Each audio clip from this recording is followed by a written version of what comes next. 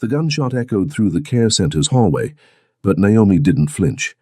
She kept her hands moving, signing rapidly to the elderly man whose eyes had gone wide with terror. "Stay calm. I'm here. You're safe." Hyun burst through the door, weapon drawn, expecting to find his father cowering in fear like every other time violence had touched their world. Instead, he found something impossible. His father was signing back. "She protected me." Yunsu's weathered hands moved with precision. She stayed. For 3 years, Hyun had watched his father retreat into silence after losing his hearing. No therapy worked. No specialist could reach him. The guilt of bringing danger to his father's doorstep had eaten at Hyun like acid. But this woman, this stranger in worn scrubs, had done what millions of dollars and endless resources couldn't. She had given his father his voice back. As sirens wailed in the distance and his security team secured the building, Hyun stared at the black woman who knelt beside his father, her dark eyes fierce with protection. She didn't know who Hyun was, didn't know the power he wielded or the enemies he'd made. She only knew that an old man needed someone to listen. And in that moment, everything changed. Welcome to Korean Mafia lovers. Before we dive into Naomi and Hyun's incredible journey, drop a comment telling us which country you're watching from and hit that subscribe button. Your support helps us bring you more powerful stories of love conquering all odds. Naomi Washington had learned early that survival meant making yourself useful without making yourself seen. Growing up in South Chicago's Inglewood neighborhood, she'd mastered the art of moving through spaces that didn't want her, of finding value in places others overlooked. The flickering fluorescent lights of Havenbrook Care Center cast harsh shadows across the linoleum floors as she pushed her cart down the hallway. At 26, she'd been working here for 8 months, not because the pay was good, but because they'd hired her despite her lack of formal certification. Her knowledge of American Sign Language, learned from library computers and YouTube videos during her mother's illness, had been enough. "Room 314 is being difficult again," Sandra, the day shift supervisor, called out as she passed. "Mr. Park hasn't touched his breakfast. Again." Naomi nodded, adjusting the breakfast tray on her cart. Yunsu Park had been at Havenbrook for 3 years, and in all that time, no one had successfully connected with him. The 70-year-old man sat by his window every day, hands folded, eyes distant. The staff whispered that he'd lost his hearing after a stroke, but Naomi suspected there was more to his silence than medical records revealed. She knocked gently on the doorframe before entering. Yunsu sat in his usual spot, morning sunlight catching the silver in his hair. His breakfast sat untouched on the bedside table. Instead of speaking, Naomi moved into his line of sight and began to sign. "Good morning, Mr. Park. The sun looks warm today." Yunsu's entire body went rigid. His eyes, which had been unfocused and distant, suddenly sharpened with laser intensity. Slowly, as if afraid the moment might shatter, he turned his head to look directly at her. His hands trembled as they lifted from his lap. You sign?" The movements were rusty, uncertain, but unmistakably clear. "I do," Naomi signed back, her heart racing. "Would you like to talk?" What followed was the longest conversation Yunsu had engaged in since arriving at Havenbrook. His signs grew more confident as the minutes passed, muscle memory returning like water finding its course.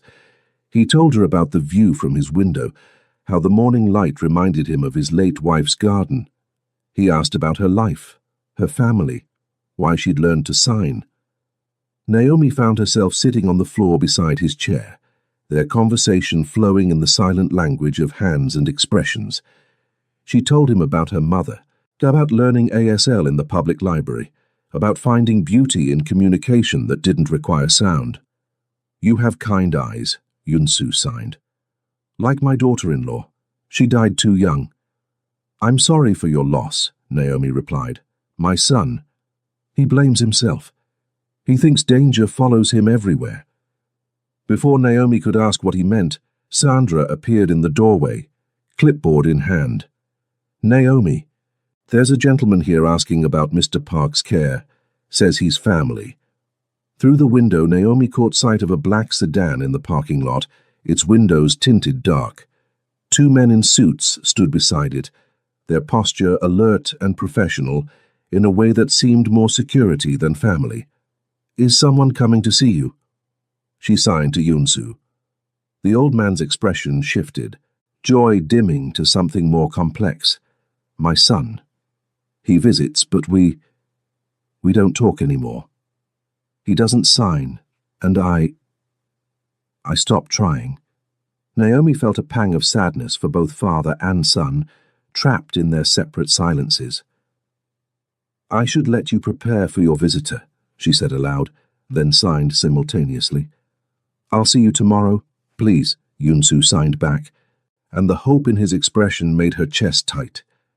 As Naomi gathered the breakfast tray, still untouched, but she'd learned that conversation sometimes fed the soul better than food, she heard footsteps in the hallway, expensive shoes on linoleum, moving with purpose. She glanced back at Yunsu, who had turned toward the window again, but his posture was different now. Straighter, expectant. Whatever complicated relationship existed between father and son, Naomi sensed it ran deeper than simple communication barriers. There was grief there, and guilt, and something else she couldn't quite name. As she wheeled her cart toward the door, a shadow fell across the threshold. Naomi looked up to see a man in a perfectly tailored charcoal suit, his presence filling the doorway with quiet authority. He was younger than she'd expected, maybe early 30s, with sharp, angular features and dark hair styled with precision. But it was his eyes that caught her attention. They held the same depth of sadness she'd seen in Yunsu's, mixed with something harder. Their gazes met for a brief moment, and Naomi felt an unexpected jolt of awareness. This was someone accustomed to being obeyed, to commanding attention without effort, yet something in his expression seemed almost vulnerable. "Excuse me," she said quietly, moving to step around him. He shifted slightly to let her pass, but his attention had already moved beyond her to the figure by the window. As Naomi walked down the hallway, she heard something that made her pause. Behind her, from room 314, came the sound of a chair scraping against the floor. Then silence. She wondered if father and son would find a way to bridge the gap between them, or if they would sit in the same room, separated by more than just the inability to hear. 3 days passed before Naomi saw the man in the suit again. She'd continued her daily visits with Yunsu, their signed conversations becoming the highlight of both their days. He told her stories of his youth in Seoul, of immigrating to America with dreams bigger than his English vocabulary. She shared memories of her mother, of growing up in a neighborhood where hope was a luxury few could afford. But underneath their growing friendship, Naomi sensed Yunsu's sadness about his son. He came to visit. Yunsu had signed the day before. "We sat in the same room for an hour. He spoke to the doctors about my care, about my medications, but he never looked at me. Not really." "Maybe he doesn't know how," Naomi had replied. "Some people are afraid of saying the wrong thing, so they say nothing at all. He used to be different. Before his mother died, before he took over the family business, he used to laugh." Naomi had wanted to ask about the family business, about the expensive cars and suited men who seemed to accompany the son's visits. But something in Yunsu's expression warned her that some questions were better left unasked. On Thursday afternoon, as she was helping Yunsu with his physical therapy exercises, Sandra knocked on the doorframe. "Naomi? Mr. Park's son would like to speak with you." Yunsu's hand stilled mid-exercise. "Be careful," he signed quickly. "Hyun is complicated." The man, Hyun, was waiting in the family conference room, standing with his back to the door as he looked out the window. Even from behind, his presence was commanding. The cut of his suit was flawless, expensive in a way that spoke of custom tailoring and unlimited budgets. "You wanted to see me?" Naomi said, closing the door behind her. Hyun turned, and she was struck again by the intensity of his gaze. Up close, She could see the exhaustion he carried, the weight of responsibilities that seemed to press down on his shoulders. My father has been different since you started working with him, Hyun said. His voice was measured, controlled. The staff says he's more engaged. He's a remarkable man, Naomi replied carefully. He just needed someone to listen. In 3 years, no one has been able to reach him. Specialists, therapists, doctors who cost more than most people make in a year. Hyun's eyes never left her face. What makes you different? The question could have been accusatory, but something in his tone suggested genuine curiosity rather than suspicion. I don't know, Naomi said honestly. Maybe because I'm not trying to fix him. I'm just trying to understand him. Hyun was quiet for a long moment, studying her with an intensity that made her skin warm. You learned sign language for your mother. It wasn't a question, which meant Yunsu had told him. Yes. She passed away? 2 years ago. Naomi lifted her chin slightly. Is there a point to these questions, Mr. Park? A ghost of a smile touched Hyun's lips. You're not intimidated by me. Should I be? The smile faded, replaced by something more serious. Most people are. I'm not most people. No, Hyun agreed quietly. You're not. The silence stretched between them, charged with something Naomi couldn't quite identify. She was acutely aware of how he looked at her, not through her, like so many people did, but directly at her, as if he was trying to solve a puzzle. My father asked me to learn sign language once, Hyun said suddenly, after he lost his hearing. I told him I was too busy. The admission hung in the air between them, raw and honest. It's not too late, Naomi said softly. Isn't it? Hyun's laugh was bitter. 3 years of silence, 3 years of him sitting in that room, and I couldn't be bothered to learn how to talk to him. He doesn't blame you. Hyun's eyes sharpened. He told you that. He told me he misses his son, the one who used to laugh. Something flickered across Hyun's face. Pain, regret, something deeper. He turned back to the window, his hands clasped behind his back. My world is complicated, Ms. Washington, dangerous. The less my father is connected to it, the safer he is. Isolation isn't safety, Naomi said. It's just another kind of prison. When Hyun looked at her again, his expression was unreadable. You don't know anything about my world. No, Naomi agreed, but I know about his, and right now you're the most important thing in it. For a moment, Hyun's carefully controlled mask slipped, and Naomi saw the man underneath, someone carrying guilt like a physical weight, someone who had convinced himself that distance was protection. I have a proposition, Hyun said finally. I want to hire you privately to work with my father outside of Havenbrook's schedule. I already work with him every day. This would be different, better pay, flexible hours, and... Hyun paused, as if the next words were difficult. I want you to teach me sign language so I can talk to him. Naomi studied his face, looking for signs of manipulation or hidden motives, but all she saw was a son who had lost his way back to his father and was finally ready to find it. Why now? She asked.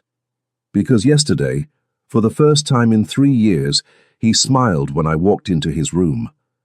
And when I asked him why, he signed something I couldn't understand. Hyun's voice was quiet, almost vulnerable. I realized I've been so focused on protecting him from my world that I forgot how to be part of his. The honesty in his admission made something in Naomi's chest tighten. She thought of her own mother, of the precious months they'd had together after learning to communicate in a new way. Okay, she said, but I have conditions. Hyun raised an eyebrow. You're negotiating with me. I'm setting boundaries. This is about your father, not about whatever business you're involved in. I don't want to know about it, and I don't want to be part of it. Agreed. And if I ever feel like your father is being put at risk because of your complications, I walk away. Hyun nodded slowly. Understood. As Naomi left the conference room, she couldn't shake the feeling that she'd just stepped into something much larger than sign language lessons. But when she thought of Yunsu's face lighting up at the possibility of talking with his son again, she knew she'd made the right choice. What she didn't know was that in the parking lot across the street, someone else had been watching the care center with very different intentions. The first lesson took place in Yunsu's room on a Saturday afternoon. Naomi had suggested neutral ground, but Hyun insisted his father should be part of the process from the beginning. "He needs to see that you're serious about this," Naomi explained, as she arranged chairs in a small circle. "Sign language isn't just about hand movements. It's about expression, body language, intention." Hyun sat stiffly in his chair, still wearing a suit despite the weekend. Naomi wondered if he owned anything casual, or if the armor of expensive clothing was something he couldn't remove even in private moments. "My son wants to learn to talk with me," Yunsu signed to Naomi, his eyes bright with hope and disbelief. "He says he's excited," Naomi translated, then turned to Hyun. "But he's also nervous. He's afraid to hope too much." Hyun's jaw tightened. Tell him I should have done this years ago." Instead of translating, Naomi looked at Hyun directly. "Tell him yourself. Start with, 'I'm sorry.' It's one of the most important phrases you'll learn." She demonstrated the sign, a fist placed over the heart, then opened and moved in a circular motion. Hyun watched intently, then mimicked the movement. His execution was precise but mechanical. "Feel it," Naomi said softly. "Don't just make the shape. Mean it." Hyun tried again, this time looking directly at his father as he signed.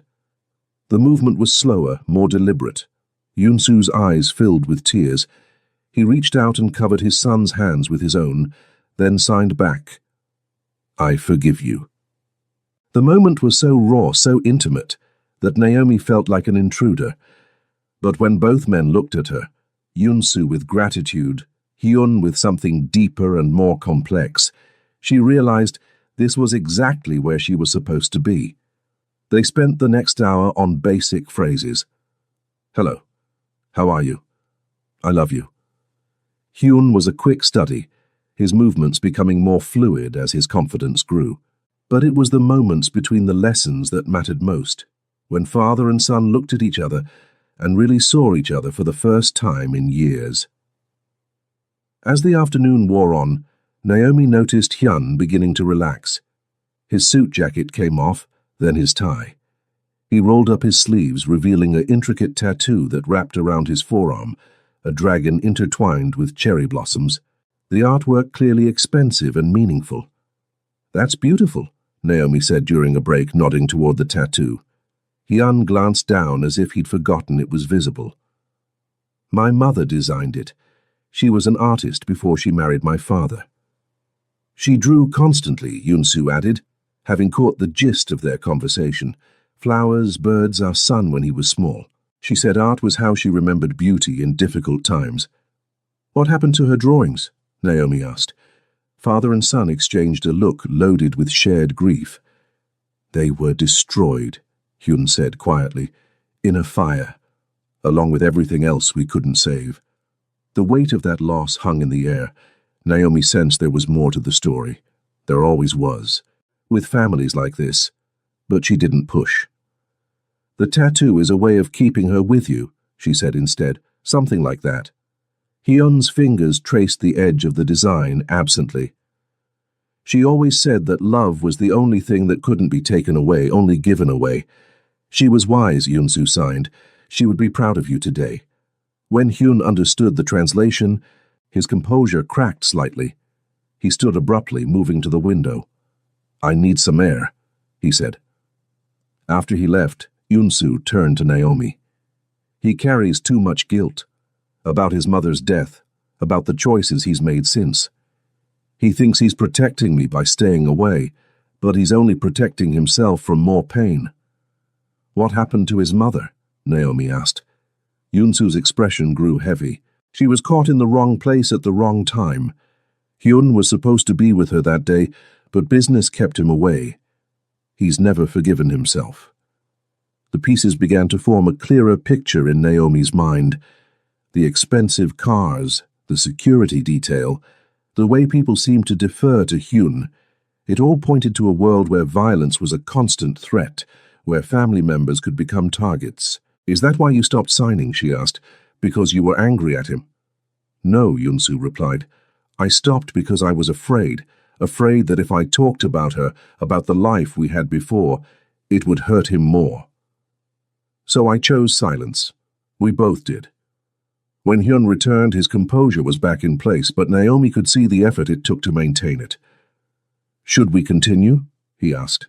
They worked for another hour, but the easy atmosphere from earlier had shifted. Hyun was more guarded now, his responses more controlled. It wasn't until they were packing up that Yunsu signed something that made both Naomi and Hyun freeze. "Someone has been watching the building," he said. "The same car 3 days in a row, different from your security." Hyun's entire demeanor changed instantly. The relaxed sun disappeared, replaced by someone harder, more dangerous. "What car?" His voice was sharp. Yunsu pointed toward the parking lot. "Grey sedan. 2 men. They don't come inside, but they watch." Naomi felt a chill run down her spine. "Should I be worried?" Hyun was already pulling out his phone, typing rapidly. "Jay, I need eyes on Havenbrook. Now." He paused, listening then. "How long? And you didn't think to tell me?" The conversation continued in rapid Korean, Hyun's voice growing more tense with each exchange. When he hung up, his expression was grim. "I need to get you both somewhere safe," he said. "Safe from what?" Naomi demanded. Hyun looked at her for a long moment, and she could see him weighing how much truth to share. "From people who think hurting my father, or anyone close to him, will give them leverage over me." The words hit Naomi like a physical blow. She thought of her quiet life, her simple routine, her determination to stay invisible and safe. All of that was crumbling around her. "I never asked to be part of this," she said. "I know." Hyun's voice was softer now, almost apologetic. "But you are, and I promise you I will keep you safe." As if summoned by his words, 2 men in dark suits appeared in the doorway. They moved with the fluid efficiency of people accustomed to violence, their eyes scanning the room for threats. "Sir," one of them said, "we need to move. Now." Yunsu reached for Naomi's hand, his grip surprisingly strong. "Trust him," he signed. "He's not perfect, but he protects what matters to him." Looking into the old man's eyes, then at Hyun's tense face, Naomi realized she was about to discover just how dangerous it could be to matter to someone like Hyun Park. The safe house was nothing like what Naomi had expected. Instead of some sterile fortress-like building, Hyun brought them to a modest 2-story home in a quiet suburban neighborhood. The kind of place where families barbecued on weekends and children rode bikes in the driveways. "It's temporary," Hyun explained, as they settled Yunsu in the downstairs bedroom, "until we can neutralize the threat." "Neutralize," Naomi repeated. "You make it sound like a business problem." "Everything is a business problem when you know how to solve it correctly." The casual way he said it sent another chill through her. This was the other side of Hyun, the one that existed outside of sign language lessons and tender moments with his father. This was the man who commanded fear and respect in equal measure. Jay, Hyun's second-in-command, briefed them on the security situation. The men watching Havenbrook were connected to Marcus Rook, a rival who had been testing Hyun's defenses for months. "He's looking for pressure points," Jay explained, "ways to force you into a vulnerable position." "And he thinks my father is one," Hyun said grimly. "Or her." Jay's eyes flicked to Naomi. "Word travels fast in our circles. Everyone knows about the woman who got your father talking again." Naomi felt the weight of their attention like a physical thing. "I'm not part of your world. I'm just a caregiver who knows sign language." "You became part of it the moment you mattered to him," Jay said, nodding toward Hyun, "and to his father." That night, as Yunsu slept and Hyun worked in the kitchen making phone calls in low, urgent Korean, Naomi found herself standing at the living room window, watching the street for signs of danger she wouldn't recognize if she saw them. "You should get some rest," Hyun said, appearing beside her. I can't sleep. This isn't my life. I don't know how to navigate this. Hyun was quiet for a moment. I never wanted you involved in this part of my world, but I am involved. Because I care about your father, because... She trailed off, not sure how to finish that sentence. Because... Naomi turned to look at him. In the dim light from the kitchen, he looked younger, more vulnerable. The expensive suit had been replaced by dark jeans and a simple black t-shirt, and she could see more of the tattoo that honored his mother's memory. Because I care about you too, she admitted quietly. The confession hung between them, dangerous and honest. Hyun stepped closer, his hand reaching up to touch her cheek. Naomi, he said, her name soft on his lips. Before either of them could move closer, Hyun's phone buzzed. He glanced at it and his expression hardened. What is it? Naomi asked. Rook made his move. He has people at your apartment building. The words hit her like a punch. My neighbors, are they safe? Jay's handling it, but Naomi...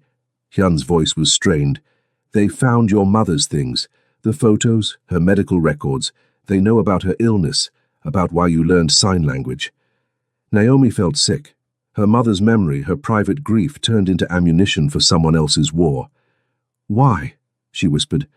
Why would they do that? Because they're trying to understand what makes you important to me, and they're building a psychological profile to use against you if they get the chance. The violation of it, the calculated cruelty, made Naomi's hands shake with rage. I want them stopped, she said. Hyun's eyes sharpened. Naomi, not killed, not hurt, but stopped. They don't get to use my mother's memory as a weapon. Something shifted in Hyun's expression. You're sure? I'm sure. What followed was a masterclass in controlled power. Hyun made a series of calls, his voice never rising above conversational level, but each word carrying the weight of absolute authority. Within 2 hours, Rook's operation began to crumble. His financial backing disappeared as investors suddenly found better opportunities elsewhere. His supply lines were disrupted by unexpected law enforcement attention. His safe houses were compromised by anonymous tips to the FBI. Naomi watched it happen from the kitchen table, signing with Yunsu to keep him informed, while Hyun systematically dismantled his enemy's entire network. Your son is very powerful, she signed to Yunsu. Power is not the same as strength, he replied, but tonight he's using both wisely. By dawn, it was over. Rook had fled the city, his organization scattered and broken. The threat to Yunsu and Naomi was eliminated without a single shot being fired. It's done, Hyun said, exhaustion clear in his voice. Just like that? Just like that. Naomi studied his face, seeing the cost of what he'd done written in the lines around his eyes. Do you ever get tired of it? The power, the control, the constant threat of violence? Hyun was quiet for a long moment. Every day. But it's the only way I know how to protect the people I love. What if there was another way? There isn't. Not in my world. Then maybe it's time to consider a different world. The suggestion seemed to surprise him. You think I could just walk away, leave all of this behind? I think you're more than the sum of your choices. I think you're a son who loves his father, a man who honors his mother's memory, someone who's capable of incredible gentleness when he lets himself be. Hyun moved closer to her, his hands framing her face. You see something in me that I'm not sure exists anymore. It exists, Naomi said softly. I've seen it. Your father's seen it. The question is whether you're brave enough to choose it. When Hyun kissed her, it was with a desperation that spoke of years of loneliness, of walls carefully built and rarely lowered. Naomi kissed him back, tasting possibility and hope, and the promise of something neither of them had expected to find. But even as they held each other in the quiet safety of the safe house, both of them knew that the hardest choices were still ahead. 3 weeks later, Naomi stood in the doorway of Yunsu's room at Havenbrook, watching father and son have their first completely independent signed conversation. Their hands moved with growing fluency. Hyun's movements more confident now, Yunsu's face bright with joy at being truly heard by his child. The threat from Rook was gone, but its aftermath had changed everything. Hyun had been quieter, more thoughtful, spending hours in conversation with his father about things that went far beyond sign language lessons. He's thinking about stepping back. Hyun-soo had confided to Naomi the day before, from the business. He says he wants to try a different kind of life. "What do you think?" Naomi had asked. "I think he's been carrying his mother's death like a stone in his chest for too long. Maybe it's time to set it down." Now, watching them together, Naomi could see the healing happening in real time. The careful distance Hyun had maintained was dissolving, replaced by genuine connection. "Naomi," Hyun called, switching to voice as she approached. "My father has something he wants to tell you." Yunsu's hands moved with ceremonial precision. "You gave me back my son, but more than that, you gave him back to himself." "I just taught him to sign," Naomi protested. "No," Yunsu continued. "You taught him that love is worth the risk of vulnerability. That connection is stronger than protection," Hyun translated, his voice soft with emotion. "He's right. You changed everything for us. You changed things for yourselves. I just provided the tools." Hyun stood, moving to stand beside her. "There's something I need to tell you. Both of you." The seriousness in his tone made Naomi's heart skip. "What is it?" "I've been meeting with federal prosecutors about my organization, about the things I've done." Hyun's voice was steady, but she could see the cost of the words. "I'm going to testify against people who've been using violence to build their empires." Naomi felt the world shift around her. "Hyun, it means witness protection, probably. A new identity, a new life, away from all of this." He gestured toward the window, toward the city where his power and influence meant something. "And us?" Yunsu signed. "What happens to us?" "You come with me," Hyun said without hesitation. "Both of you, if you want to." The offer hung in the air between them, massive and life-changing. Naomi thought of her small apartment, her quiet life, her carefully constructed invisibility. Then she thought of Yunsu's laughter, of Hyun's rare smiles, of the family they'd accidentally created in the spaces between sign language lessons. "You're asking me to disappear with you," she said. "I'm asking you to start over with me, to help me figure out who I am when I'm not defined by power and fear. And if I say no?" Hyun's expression didn't change, but something flickered in his eyes. "Then I'll make sure you're protected, always. But I'll understand." Yunsu reached for both of their hands, his weathered fingers strong and warm. "Family isn't about blood," he signed slowly, making sure Hyun could follow. "It's about choice, about choosing to love someone even when it's difficult, about choosing to stay even when leaving would be easier." He looked at Naomi directly. "You chose us when you had no reason to. We're choosing you now." Naomi felt tears prick her eyes. "What kind of life would it be, in witness protection?" "Quiet," Hyun said. "Simple. Maybe boring, compared to what you've seen of my world. I like quiet. I like simple. And I like the man you are when you're not carrying the weight of an empire," Naomi said softly. Hyun's smile was transformative, lighting up his entire face. "Is that a yes?" "That's a yes." When he kissed her this time, it was different from that desperate embrace in the safe house.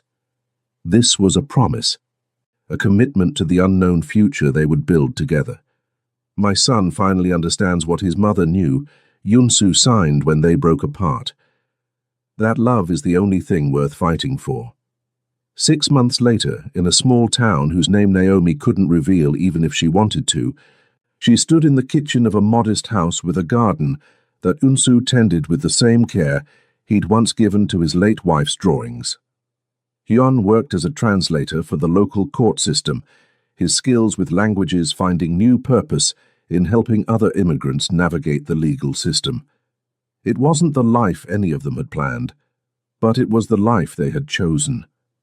And in the evening, When the three of them sat on the front porch sharing stories in the fluid dance of sign language, Naomi knew they had found something more valuable than safety, or power, or even justice. They had found home.